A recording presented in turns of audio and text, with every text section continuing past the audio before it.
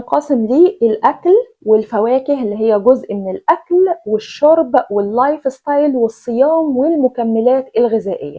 أنا هتكلم عن كل حاجة، بس لازم كل حاجة على الأقل 10 أيام لازم تعملوهم، ولو أكتر من 10 أيام ده يبقى بيرفكت. وزي ما اتفقنا للناس الأصحاء وللناس كمان المشخصين بالكبد الدهني.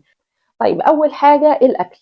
أول حاجة لازم تمنعوها السكر الأبيض، ممنوع تماما، لا على الشاي ولا على القهوة ولا حلويات. الحاجة التانية اللي هي زي السكر الأبيض النشويات. النشويات بتتحول في الدم لسكر، زيها زي السكر بالظبط. زي ايه؟ زي العيش، زي المكرونة، زي الرز. السمك ده تقريبا كل يوم، اي نوع من السمك محدودة، كميات محدودة، سمكة سمكتين مثلا مشويين في طاجن، في الفرن بأي طريقة. الدجاج مرة واحدة أو مرتين على الأكتر في خلال ال10 أيام. اللحمة مرة واحدة بس خلال ال10 أيام بس. ولما أقول يا جماعة اللحمة مرة واحدة في ال10 أيام، أنا مش بقصد نص خروف، أنا بقصد قطعة من اللحمة. هو العادي هو 50 جرام، بس طبعا عشان أنا عارفة إن العربية بتحب الأكل كتير، فيعني ممكن أتجاوز وأقول مثلا 200 جرام، يعني أقل من ربع كيلو بشوية. بس أرجوكم ده أقصى حاجة، ويكون مرة واحدة بس في خلال ال10 أيام. هنا الرز البني 5 معالق مثلا.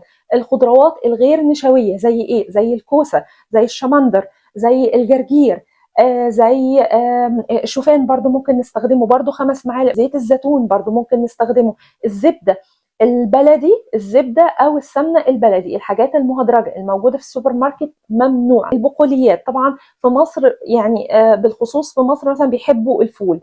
زي ما اتفقنا هو مجرد 10 أيام، فنشد حيلنا خلال ال10 أيام دول. الفول أو العدس أو البقوليات هي ممتازة جدا وفيها عناصر وحاجات كويسة جدا، لكن برضو ما تزيدش عن 5 معالق في اليوم.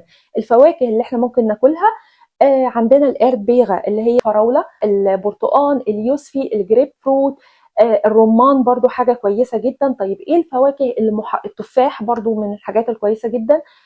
ثمرة واحدة أو مثلا من الفراولة أو الهمبيغ مثلا أقصى حاجة 200 جرام.